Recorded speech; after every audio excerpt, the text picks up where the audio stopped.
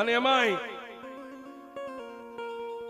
મારા ઘનશ્યામભાઈ જેઠવાની આ વસ્તીએ જે કાંઈ માં ભગવતીને ઉજળી કરી છે સાહેબ, જેસરના ટીમે નથી મફતમાં મળતા, એના કાંઈક મૂળ ચૂકવવા પડતા છે. જેને ગુમડું થયું હોય એને પીડાની ખબર પડે, અને વીસી કઈડે અને વેદનાની ખબર હોય કે વીસીની વેદના શું હોય છે.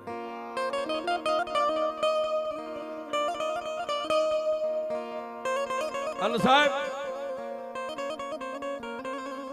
અમે તો કાયમ કહી છીએ કે બાપની બોલીને પૂરી કરે ને એને દીકરા કહેવાય. બાપની જે બોલી હોય સાહેબ, બાપના ઓરતા હોય છે.